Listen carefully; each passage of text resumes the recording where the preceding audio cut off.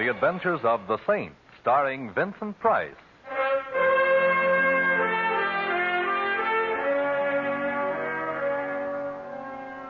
The Saint, based on characters created by Leslie Charteris, unknown to millions from books, magazines, and motion pictures. The Robin Hood of modern crime is now transcribed for radio, starring Hollywood's brilliant and talented actor Vincent Price as The Saint.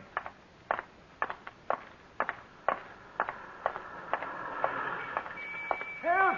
Help! Come on. No. Hey, what's going on here? This is my car here. No. Stop it. Hey, cut it out. Stop it. What's the idea? Now let that man alone. Look, you keep out of this, buddy, or I'll... Well, it ain't the same. It's euphonic, but slightly ungrammatical, Mac. Now, what's the disturbance? They drew up alongside of my car. Him and the other fella. They said, get out. We're taking your car. Why, Mac wouldn't do a thing like that, now would you, Mac? Nah, of course not. The old man's nuts. What Mac would do if he coveted his neighbor's jalopy is slug him with a piece of lead pipe and drive off. Yeah, so good night. I got business. Now, wait, Mac. You could satisfy my curiosity a little. Why should you want to steal this gentleman's old automobile when you've got nicer, newer ones to choose from? Yes, ask him, mister. Ask him. Yeah, ask me, Saint. Go ahead. I'm going to satisfy a little curiosity of my own. I didn't think you had any, Mac. What shape does it take? I always wondered how you'd look dead. Good night, all. Good night, Mac. Be seeing you? You let him go. Yes, he convinced me that I should for now. There's nothing like a 32 in the pocket of a known thug for winning an argument. Did you say there was another fellow with him? Yes. Run off when he heard you coming. It was the same fella tried to buy my car yesterday. Someone tried to buy this car? Oh, sure. This fella tried to buy it. And there was a woman made an offer, too. You mean you actually refused? I ain't selling until I find out why they want to buy it so bad. This fellow who tried to buy the car, do you know his name? No, he looked like a gentleman until you found him consorting with felonious intent with our just-departed friend, eh? Tell me, was he well-dressed, an annoying little mustache placed just over the sneer he wears for a mouth? Well, yes. Say, how did you... That's easy. Our friend Mac does piecework for him. Fancy Dan Turner is his current alias. But I see you don't keep up with such things. You're going to tell the police? Later, perhaps, when there's something to tell them. Right now, I've got a great thirst that needs quenching. A thirst for knowledge. Huh? Yeah, what's your name and where do you live? Collins. 302 East 8th Street. Mm-hmm. Now, put your car in cold storage, old-timer, and take care of yourself. Something tells me this is Rat's night out.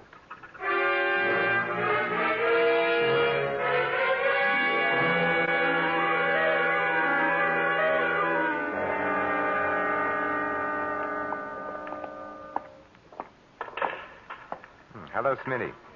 Back making book, I see. You got the wrong joint, Saint. Take a look around. I run a pool room. You interested in a horse? No, a man. Well, like I said, Saint, you got the wrong joint. His name's Mac. He hangs out here. Now, where is he? In the back room? I'm the three monkeys, Saint. Deaf, dumb, and blind. The only Mac I know is a truck. Oh, then if you don't mind, I'd like to look in your back room and see if he's parked there. I mind. But you won't even know, Smitty. You're deaf, dumb, and blind. Oh, have a heart, Saint. I ain't got no back room. Besides, last time you dropped in my place, a lot of my customers started patronizing elsewhere. Including you, Smitty, remember? I've only been back from the Gray place a week, and I ain't forgetting it. Oh, come on, Saint. Be a good guy. Beat it, huh? No, Smitty. Let him stay a while. Hello, Mac. I was hoping you were smart enough to go home and get some sleep. How could I sleep with you out roaming the streets, Mac? You know how I worry. Yeah, too much. What does he want, Smitty? You. Why, Saint? I want to talk with Fancy Dan Turner. What about... Now, let's not be coy, Mac. It doesn't become you. I want to ask Turner why he's trying to steal a jalopy from an old man. Well, what do you know? I got a surprise for you, Saint. I'll take it to him.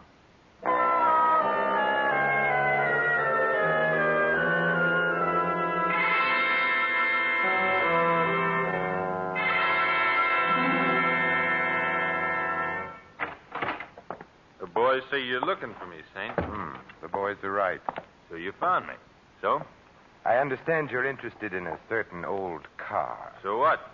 Probably the Smiling Irishman is, too. A broken down 1929 sedan seems a little slow for a fast man like you, Fancy Dan.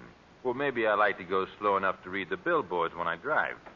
What's it to you, Saint? It depends on what it is to you, Turner. What's on the fire? You are. There's a handle with care sign on this deal, and I don't want just anybody cutting in. You're a fowler-upper. You've been stepping high and fancy-free too long, Turner. You're beginning to irritate me. The feeling's likewise, Saint. Only I got more than fingers in my fist and you haven't. It's a nice gun you're so bravely wearing, Turner. It must be a pretty big pot to change a small-time con artist like you into a fire-breathing gunman. Big potatoes, huh? Yeah, plenty big, Saint. So big I wouldn't hesitate to shoot at the slightest move.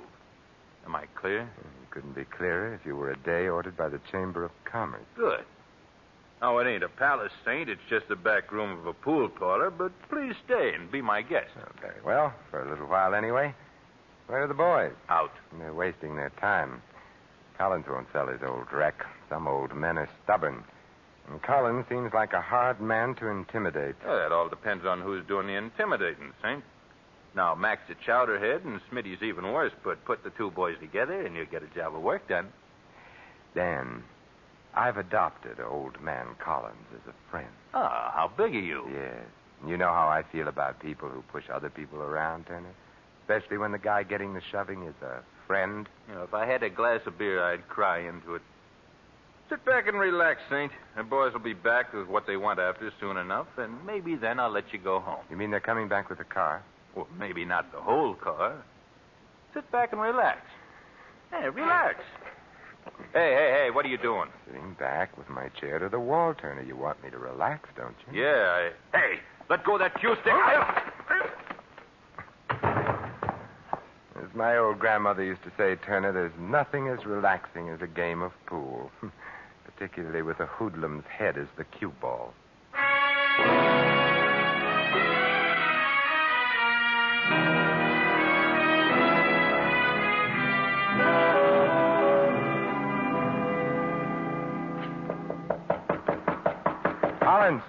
Collins, open up. You wouldn't be from the police now, would you? No, I'm no more a policeman than you are, old man Collins. Come in and be welcome, then. Oh. Where's Collins? The old man? He's here. Where? Behind the sofa. But if you're of a mind to look at him, make it a quick look. Dead? Very. How? Every way. Beaten, stabbed, and tortured. Maybe even shot, for all I know. Yes, and for all I know, maybe you've got a gun with an empty chamber, for all I know. Bless me, no. Me business doesn't allow it. Just what sort of business are you in, Irish? The name's O'Brien. Ah. When a job is pulled and the police go after the boys who pull it, I make an end run and go after the swag. Or at least part of it. Oh, I see. What's the swag here? Collins' wallet? Not unless there's 400 grand in it. 400? Oh, no, I'm afraid you'll find the old man a few cents short. Who killed him? Not I. How do I know? You don't. You're right. What brought you here? Why, I'm here about the old car, of course. You want to buy it? Certainly, don't you? Say, maybe you're not being cute. Maybe you really don't know about the... About what? Well, now, I'm greatly relieved. When I first saw you come through that door, I said to myself, O'Brien, here comes some more competition. But I see you're not. I'm relieved, laddie. Greatly relieved. Turner is competition enough, eh? Yes, but Turner and his ugly ducklings are nothing compared to... Who?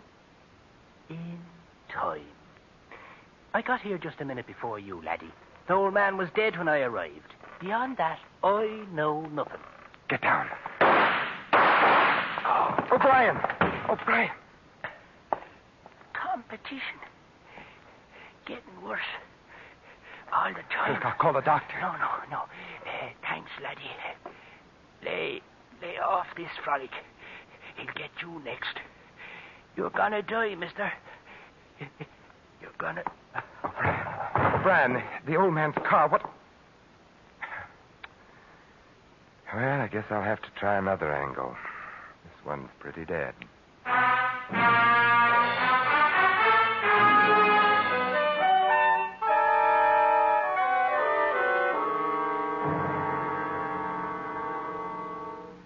I wait awaken Mr. Richie as you requested, Mr. Templar. He'll be right down. Oh, thank you. I hope the fire isn't too serious, Well, sir. it's serious enough to awaken Mr. Richie. Oh, here he is now, sir. Well, which plant is the fire in? Who's responsible? How big is the damage? Oh, the fire isn't in any plant, Mr. Richie. What's that? Then where? It's inside of me. I'm burning up, and I need your help. How dare you sneak your way in here 3 o'clock in the morning by telling me there's a fire? Look here, who are you? Simon Templar. Oh, yes, the Saint. I've heard of you. If you have business with me, Mr. Templar, I'd suggest you phone my secretary for an appointment. Meanwhile, there's no subject on earth can keep me from going back to bed. Not even the subject of $400,000, Mr. Richie? What do you know about it? Nothing other than that it was stolen from you, Mr. Richie. That happened 7 years ago. The criminal, John Qualey, was caught, tried, and convicted. Now, if you'll pardon me... Qualey worked for you, I believe. He was my head accountant. And the money was never found? No. Qualey drew 20 years in the penitentiary. He never revealed where the money was hidden. Until the day he died. Died? Yes. 2 weeks ago in prison. Huh. And now, Mr. Templar, if you don't mind, I need my rest. I won't detain you much longer, Mr. Richie. Just 1 or 2 more questions. Well? Did Qualey have a wife? Yes, he did. If he knew he were dying in prison, it's quite possible he made an attempt to get word to her, to tell her where the money was hidden. He may have made the attempt, but he couldn't possibly have succeeded. He was too closely watched. Oh. After all, $400,000 is a lot of money. A lot of money. Yes, you could almost buy a second-hand car with it. If I hadn't been fully covered by insurance, my firm would have gone under in the face of a loss that large. And now, Mr. Templar, if I might ask a question. Certainly. Why this sudden urgency, this 3 o'clock in the morning business? An old man was tortured to death. Then a fellow named O'Brien, who came calling on the old man, was shot to death. But before he was killed, O'Brien told me he was tracking down $400,000 that had been stolen. Oh, I see. Yeah, and some checking back over how many people have ever had that amount stolen from them. Led you to me. Yes. I wonder what I've led you to, Mr. Templar. I wonder, Mr. Richie. I wonder.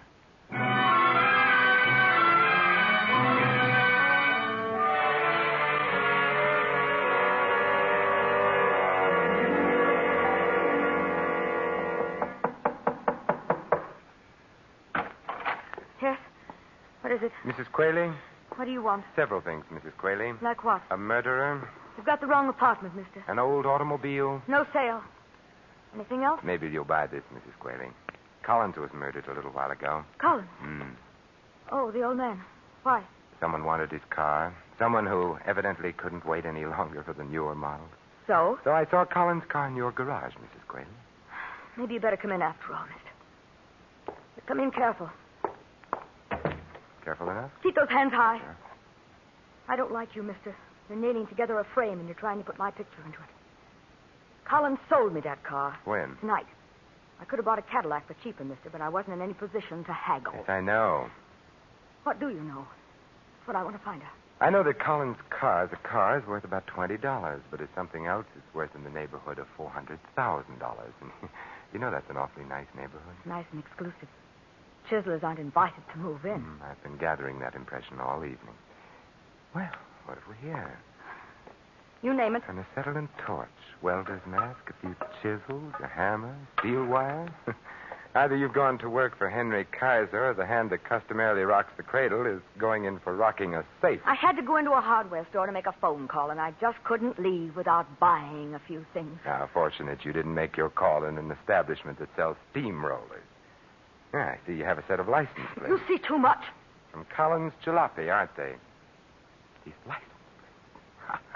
So that's how Qualey smuggled out his message. You're getting awfully close to a bullet in your head, mister. Give me those plates. Shh, there's someone at the door. Stay where you are. I'll see who it is. Better not take the license plates with you. Yes? Oh! Mrs. Qualey! Oh! Mrs. The devil. He got the plates. Yes, he got them. Don't let him. Oh, catch him there. Where? Where? Where Johnny worked. Shot. Before 6. Mrs. Qualey. Collins, O'Brien, and now I have 3 reasons for wanting to meet a certain party.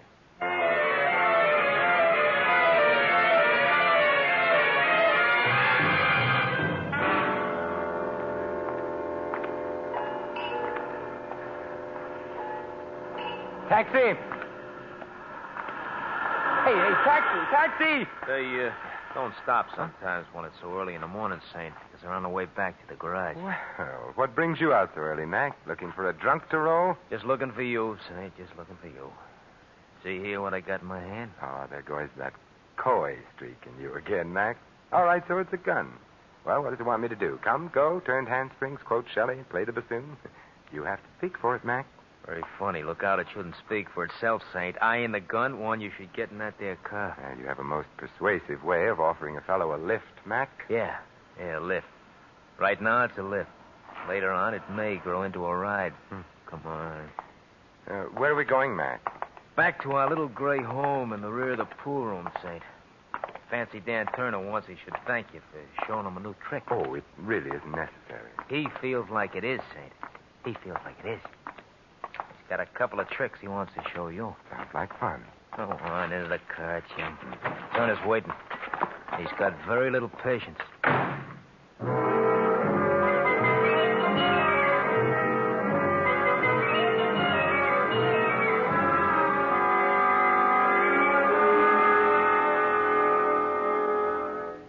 Nice to have you back with us, Saint. I missed you. From the looks of that bandage on your skull, Turner, I'll bet you wish I'd missed you. Not now, I don't, Saint. It's a nice feeling having you here, knowing that I owe you something. I pay my debts, Saint. I pay off. Yes, I know. O'Brien was paid off. So was Mrs. Qualey. Paid off with lead checks. They're dead? Oh, now save that innocent expression for the jury, Turner. You'll need everything you've got. Well, when were they killed, Saint? Okay, I'll stooge for you. They were killed an hour or two after I so abruptly left you before. Oh, well, I'll have to find another pigeon, Saint. My alibi's fat. How fat, Turner? City hospital. Having Remember the Saint embroidered where a cue stick hit me. And Smitty and Mac were there, too, to see me through it. Hospitals have records, Saint. We're clean. We're clean. Huh. Then you've got a competitor you don't know about, Turner. Yeah, looks that way. For a job that was supposed to be as simple as this one, I got too many competitors. I wonder how come. Who fingered the job for you, Turner? Who told you Qualey got word out to his wife about where the money was? I got nothing for you, Saint. Smitty, wasn't it? Smitty just finished a stretch up the creek. My guess is he ran into Qualey, maybe shared a cell with him. No. It was in the jail hospital they met. Smitty worked there. Qualey was dying off his nut. Smitty made him talk. Yeah. And Smitty, not being mentally suited for solo work, spilled the pitch to you, Turner, for a price, of course, for money on the line. Yeah, 10 G's to buy in on a 400,000 job. Well, what are you driving at? What are you picking Smitty's bones for? I was just wondering, Turner, how much O'Brien paid Smitty for his slice of this exclusive information, and how much your other competitors shelled out. The one who happily goes around killing people. What do you mean? If you ask me, Turner, your pal Smitty is the sort of rat that even rats on rats. He sold Qualey's secret 3 times that we know of. Hey, thanks for handicapping it for me, Saint. If you're really grateful, Turner, you can return the favor by telling me what time. It's 5:15 in the morning, Saint, but you ain't going nowhere. I have a date to keep before 6, Turner, with your competitor. Yeah, Saint, that's what you think. Maybe not, Turner. What do you say we play a little pool while we're waiting for the board? Get away from that pool table. I ain't playing any games with you, Saint. Well, maybe pool was the wrong game. How about a game of pitch and catch? What? Yeah, I pitch like this. Oh! And you catch it like that. Hate to leave you all by yourself there in the side pocket, but like I said, I have a date to keep.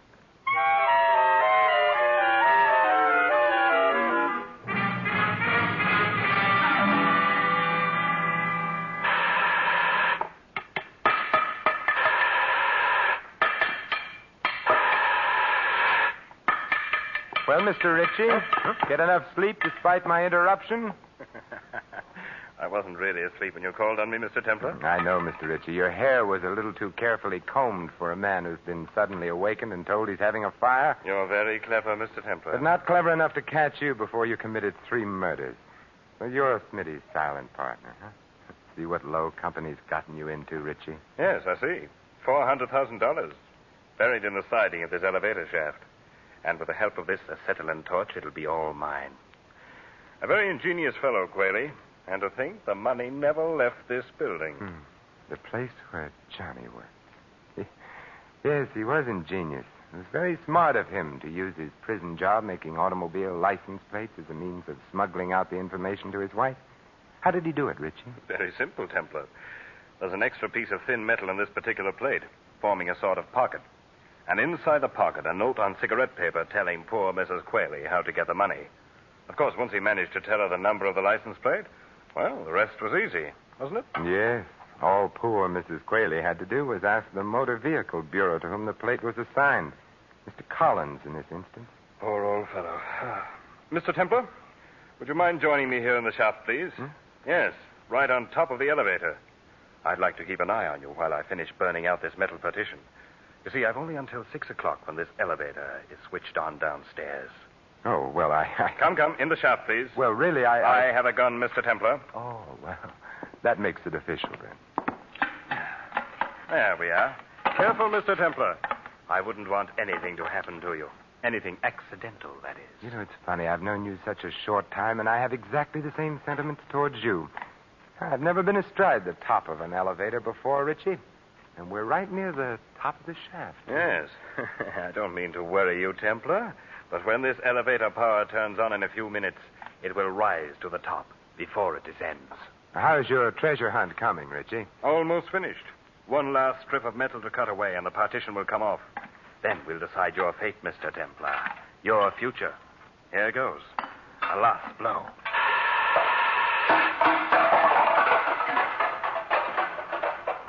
It's there. It's there. I see it. $400,000 in currency, Templar. Think of it. Think of it. You think of it, Richie, and also think of how much blood was spilled on it. Preaching, Templar? You? I never thought. What's that? The elevator, Richie. Maybe it came to work a little early today. My money. My money. Come on, Richie. Come on, get off. No, there's still some money left here. I want it. I want it all. All. Come on, we've got to get off. Jump, Richie, jump. No, my money. I must save the money. Richie, you fool. All right, I got it.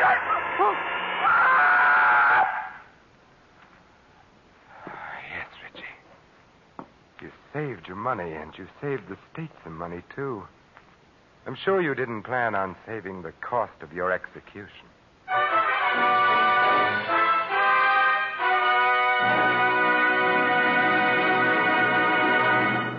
You have been listening to another adventure of the Saint, the Robin Hood of modern crime.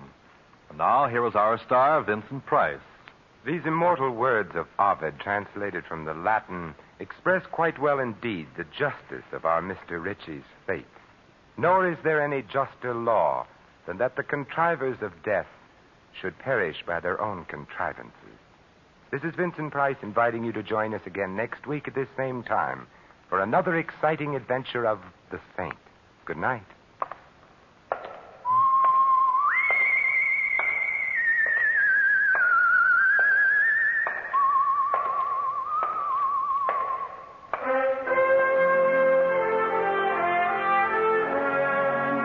Tonight's script of The Saint was written by Michael Cramoy. Our cast included Laureen Tuttle, Barney Phillips, Tony Barrett, Fred Howard, and Dan O'Herlihy. The music was composed and conducted by Harry Zimmerman. The Saint is a James L. Safier production and was transcribed and directed by Thomas A. McAvity. All you Saint fans will be glad to know that the Saint comic books are on sale at all newsstands. Your announcer, Merrill Ross. This is the Mutual Broadcasting System.